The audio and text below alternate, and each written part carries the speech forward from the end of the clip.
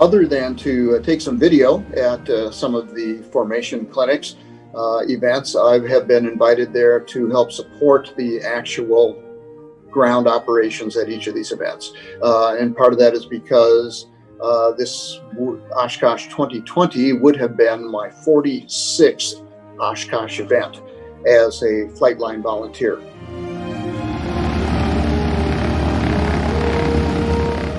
It's been a great privilege and to be able to do that for this amount of time and to meet as many great Warbird pilots who, through their generosity, bring their aircraft to any one of these events for us to enjoy, for us to share, and to really appreciate the history of the aircraft, that it's their passion to keep alive with everyone in our country.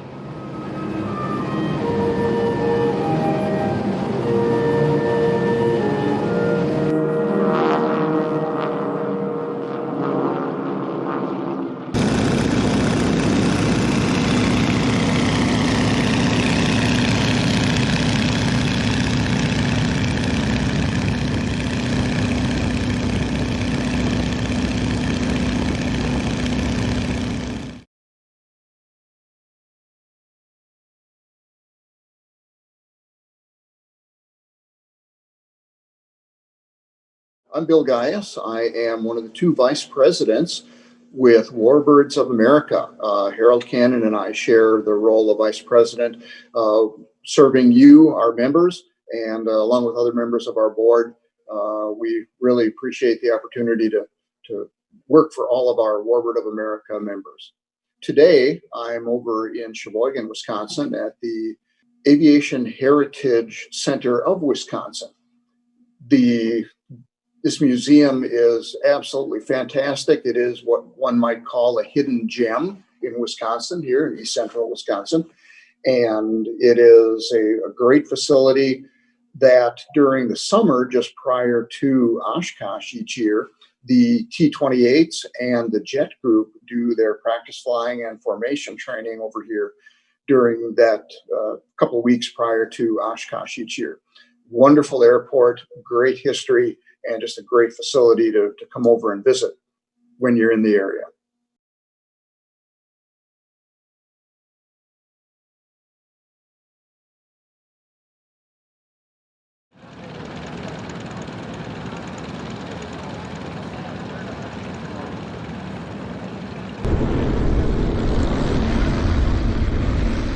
As everyone sees, as hundreds of thousands of visitors see during Oshkosh AirVenture each year and at other air shows around the country, one of the most popular types of flying at these events are the Warbirds, and in particular, the Warbirds in formation. And for a pilot to be able to participate in that, and for that pilot to be current and safe in doing that, you can't just jump in an airplane and say, hey, I'm going to go do some formation flying. I'm kind of here, kind of there, and kind of everywhere. So it is critical that the pilots receive the best possible training so that they fly the safest possible way in that airspace for those air shows. And that's what these formation clinics really do. And the various NATA and some of the other groups that sponsor these events around the country are there to be a service for the pilots so that they can continue their passion and to continue to be able to come out and show the folks these fantastic formations that we see all around the country, and in particular at Oshkosh and at Sun and Fun.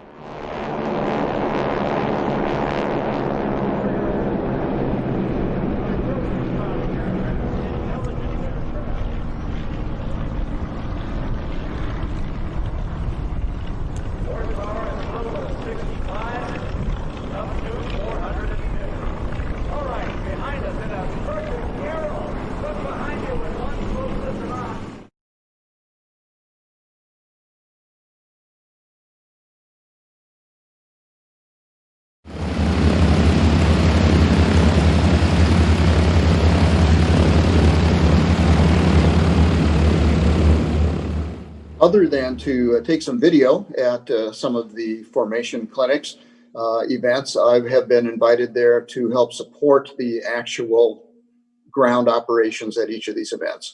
And part of that is because this Oshkosh 2020 would have been my 46th Oshkosh event as a flight line volunteer. And it's been a great privilege and to be able to do that for this amount of time and to meet as many of great Warbird pilots who, through their generosity, bring their aircraft to any one of these events for us to enjoy, for us to share, and to really appreciate the history of the aircraft, that it's their passion to keep alive with everyone in our country. Some of the things that I do as a chairman for Warbird operations and for the flight line is to manage approximately 400 of our flight line volunteers, which covers a variety of features through various flight line crews, through the training, through the marshaling, through various support functions, even our friends on the snake oil truck that provide everyone with the smoke oil come under flight line operations. And we're just happy and pleased to be able to do this. And we appreciate the efforts of all of the aircraft owners for not only bringing their aircraft to show at all of these events, but also just bringing themselves and sharing their time and their experiences with everyone, not only flight line crew, but all of the spectators that come to each of these events.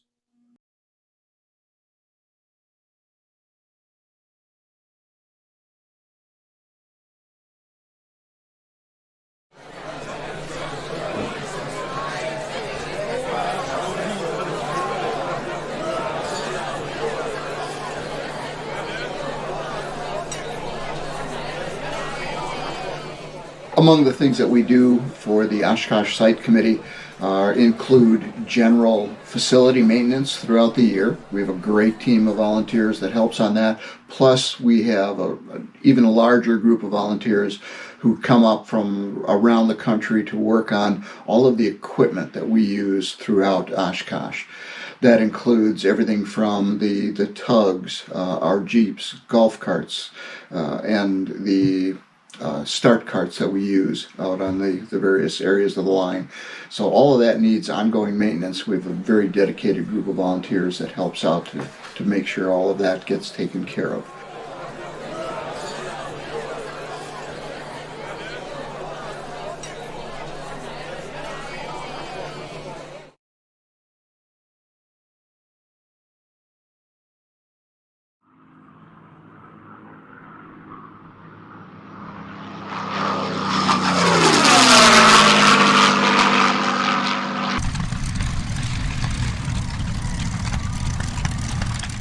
For the marketing committee, we have expanded various roles to help us really, during these interesting times, reach out to our members to help communicate with them.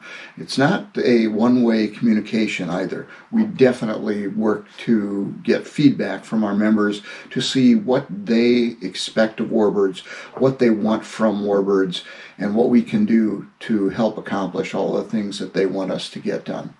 We have a great team of internal and external folks who work on our marketing efforts for the various communication media that we use, the website, ongoing magazine publication, social media, and everything else. So we have a real good group of people to take care of all those things.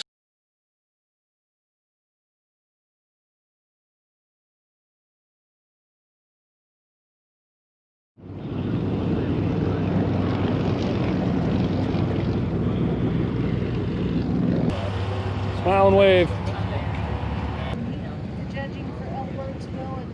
Just as what the formation clinics do for the pilots to retrain them, to give them refreshers, and to keep them safe, we do some very similar things for the Warbird flight line at the various events around the country. We have refresher courses. We have the initial training. Each flight line volunteer, first time that they come on board, they go through a 4-hour class with our flight line marshaling instructor, and then they are mentored for 1, 2, 3 years or possibly longer, where they shadow a more experienced flight line volunteer to really find out what the duties are and how to act safe and help other people act safe around the aircraft.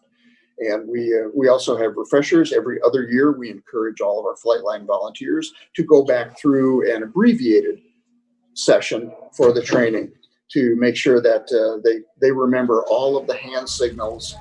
We make sure that everyone has uniform instruction and they follow all of the disciplines that we really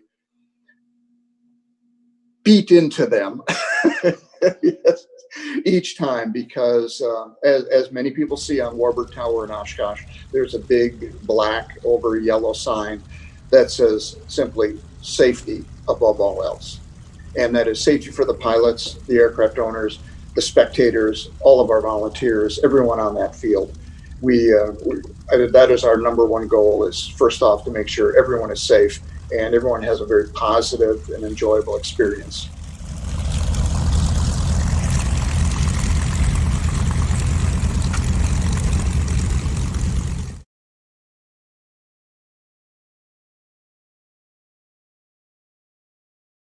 In the the 4-ish decades that I've been on the flight line, one of the most visible things that have changed is the color of the hair of many of our volunteers and our pilots and aircraft owners.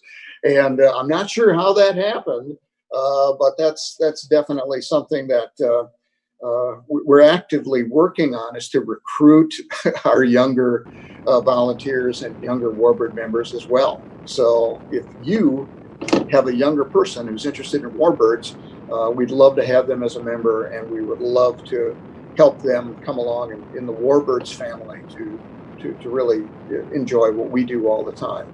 Other than that, we're seeing a definite change in the type of aircraft that are coming into the events. We are seeing more of the trainer types, more of the liaison types, and part of that is because of the economy of flying those aircraft. And if you're flying an aircraft with a 12 gallon per hour fuel consumption versus an aircraft with a 50 or 80 gallon per hour fuel consumption, we're seeing more of the frugal pilots out there coming to the air shows. And with that, they may have changed aircraft type, so their recurrent training is extremely important as well. And that goes on throughout the year for the pilots, and definitely at these formation clinics. If someone changes from a tail dragger to a nose gear type aircraft, or vice versa, or they go from single to multi-engine, it's critical for them to really grasp everything that they need to do to continue to stay safe in their new or different flying regimen.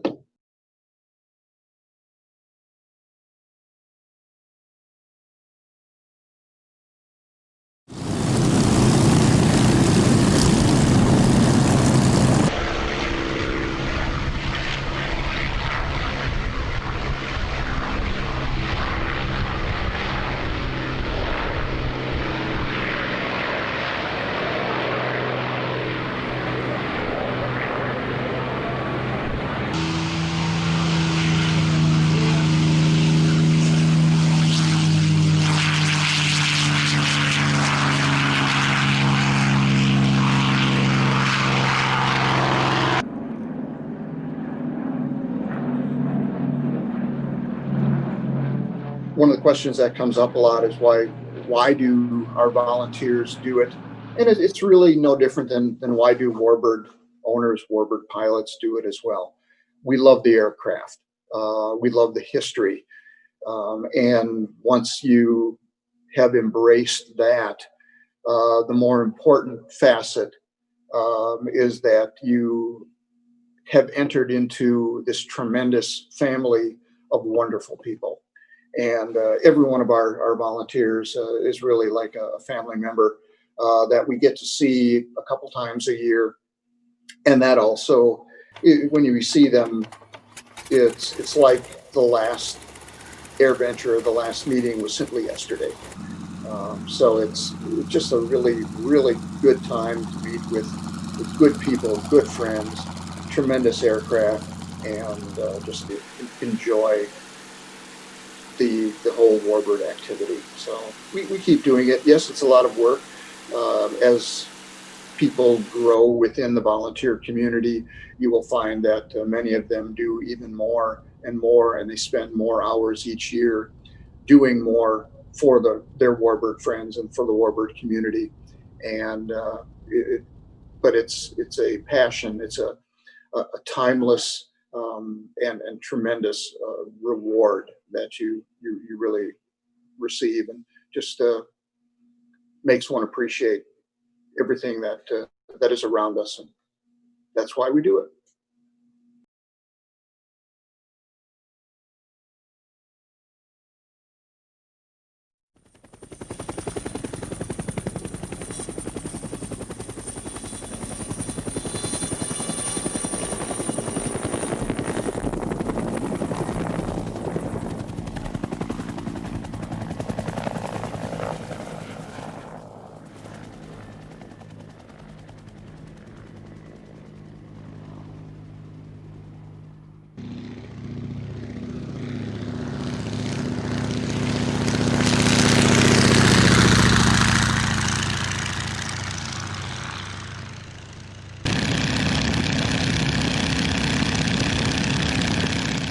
During Galesburg on Friday evening, I had the opportunity to go up and fly in a two-ship formation of Stearman.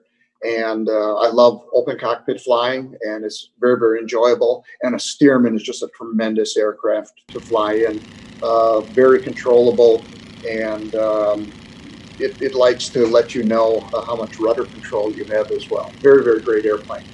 And the subject of the aircraft was Chuck Marshall, in fact, our Warbird's treasurer, who brought his Stearman up to be silhouetted against an absolutely gorgeous sunset. And that was a tremendous opportunity to get up there and just get some beautiful photos of a fantastic Illinois sunset with beautiful Stearman in it.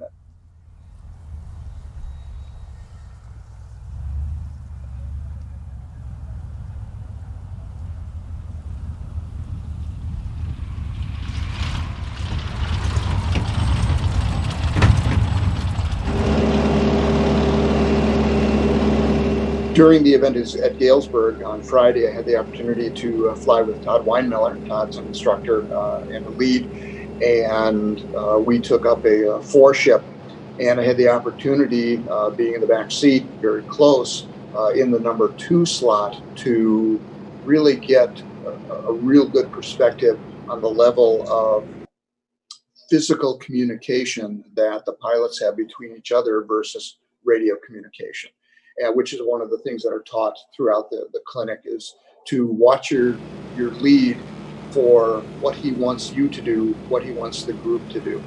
And it's a combination of head signals, hand signals, that the courses really carry you through. And what the Czech pilots are doing is watching for you, also watching them.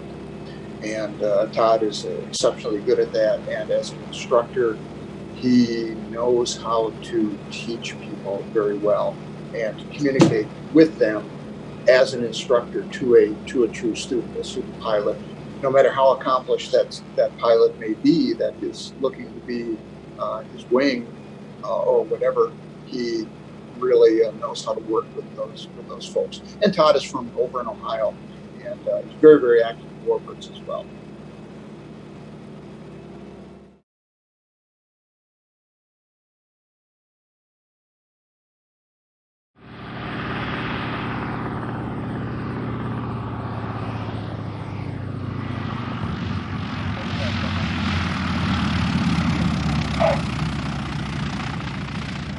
The one thing that I took away from Galesburg is the camaraderie, definitely, of all of the pilots, and their, for lack of a better term, their willingness to become, no matter how skilled of a pilot they truly are, to become a sponge and continue to absorb more knowledge, more experience, and a better understanding for what needs to happen when they're a flying formation.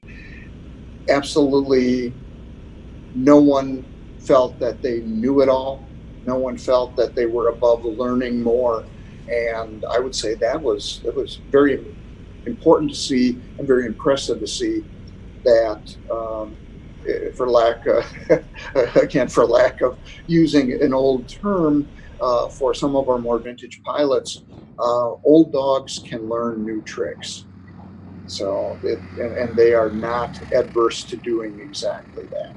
And it's good to be a refresher, just to participate in a refresher, because they see what's, what they have been doing for years and years and years, but to actually see someone else um, come to the acknowledgement of that, and come to the experience, the learning experience, or to see the light bulb go on where someone has learned something, is just tremendous as well. So it was just a great, great flying, but just the camaraderie and the interaction between the pilots was probably the best thing to take away from the formation clinic.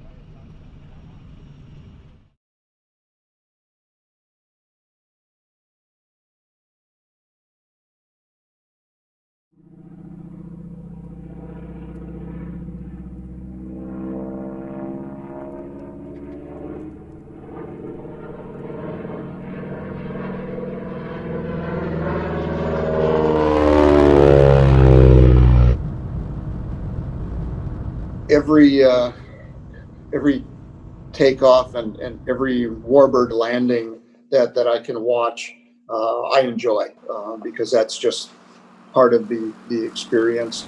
Over the years, um, I would say one of the most impactful things that any other Warbird person had passed on to me, and because I am very busy, throughout the event, prior to the event, after the event, etc., but during the event, as some folks had said, there are times when I am running between point A and point B, point C, and they say, "Oh, my hair is on fire," because I'm moving along pretty quickly. Um, I got it from Bill Harrison, and as Bill was walking in the morning to Warbird showers, with his traditional brown towel around his neck and his slippers on his feet. And he would always stop me, say, "Good morning," smile, enjoy it, have a good day.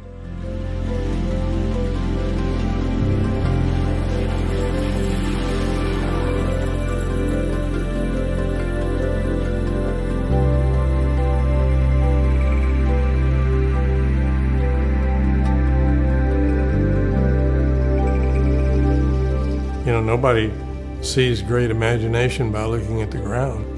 But when you look at the sky, you can see something different every time you look at it.